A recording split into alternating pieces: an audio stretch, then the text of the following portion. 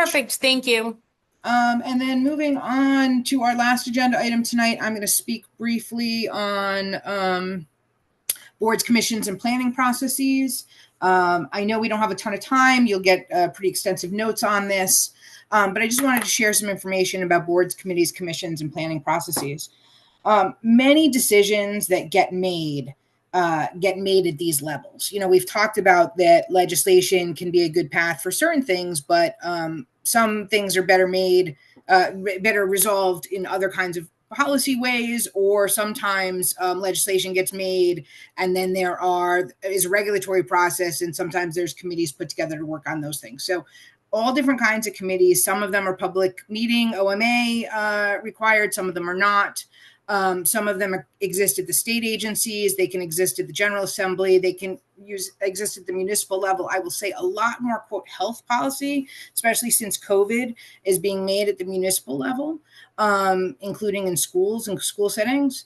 Lots of decisions are getting made at institutions like your own employer or an educational institution that you're involved with. And sometimes institutional level decisions are getting made at external places like insurance providers or at organizations like the CTC and those kinds of things. So on this slide, you have some examples of the kinds of boards and commissions, other kinds of things that exist at each kind of level. Some key points just to keep in mind: membership may be legislated or otherwise codified in law, or also may be open. You may be to get on a committee or commission or a planning process, it may be elected by the body, could be appointed. There could be some combination thereof of that. Each of the different kind of planning processes or groups have different timelines. Sometimes it's a short-term, time-limited ad hoc committee that has a beginning and the end, and they want people to be on it for the whole time. Sometimes it's an ongoing board or commission that has different length terms. The terms, are often between 1 and 3 years in ongoing commissions. The timeline for appointments may be rolling. It could be just when the committee or board or planning process starts. They could do recruitment annually. It could be upon vacancy. So all different kinds of ways or timelines that you can get onto a board, commission, and planning process. As we talked about, it may or may not be eligible for the Open Meeting Act. Each of these committees and commissions and planning processes have a different range and scope of power. Some of them, as Adam said, can be advisory in nature. Some of them are decision-making and everything in between. Almost always, especially if you're participating in a government-related board, committee, planning process, etc., that is voluntary. They are rarely stipended. Sometimes you'll see stipended processes at either your own institution or if you're partnering with another institution. But almost always we're asking clinicians to do this on their own time and on their own dime.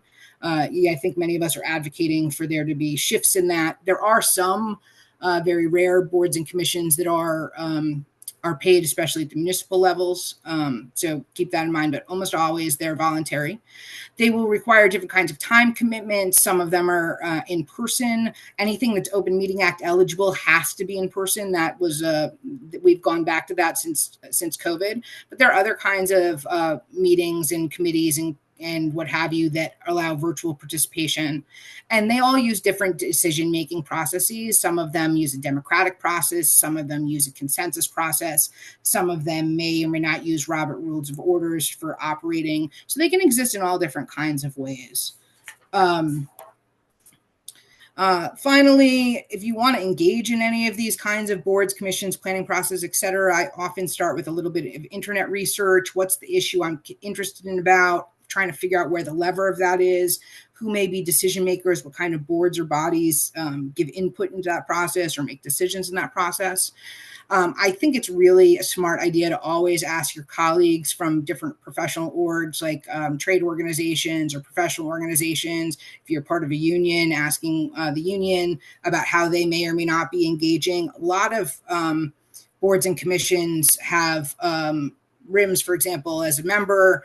Others have other specialty providers participating, but it's always kind of good to check in with key colleagues about how the process works. We'll be rolling out a RIMS advocacy toolkit that will provide all this information that we've gone through during this 3-week training. And the fourth week, we'll be rolling that out next week. As Stacy showed you, as it relates to the Open Meeting Act, there on each of those committees have an identified person in that website. You can see who the person is that posts. That's a good person to ask about the board or commission. You can often find out who the staffer is if it's a different kind of board or commission through something on the web. So take a look there and reach out to the official staffer for more information or to learn more about how you may engage. And then consider, as you consider maybe putting yourself forward, if there are any real or perceived conflicts of interest with your ethics, with your contract, with your employer, or even with your availability. So those are some things to consider as you consider participating in boards and commissions and other kinds of things. So that was a lot today. We know that we threw a ton of information at you. Thank you for showing up and being here with us. Please complete the evaluation. The link is here. It's also at the end of the slide deck, and Rochelle will send it to you via email. In order to get CME credit, please only claim credit for the amount of time you were with us today. The remaining session is next Monday, facilitated by Dr. Stavros, and panelists are Dr. Pablo Rodriguez, Jody Rich, and Beth Cronin, all of whom I admire so much, and Representative John J. Edwards will also be joining us.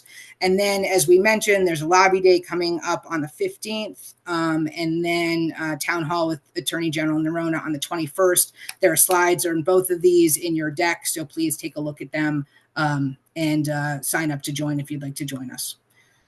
Thank you again for everybody's attention. I know we did a lot in a short amount of time. If you have any questions or feedback for us, let us know, and we'd be happy to answer them offline. Please, next week is a do not miss. If you have colleagues that have not signed up, tell them to sign up. Speaking with those collaborative physicians is going to be awesome. So do not miss it. See you next week. Take good care.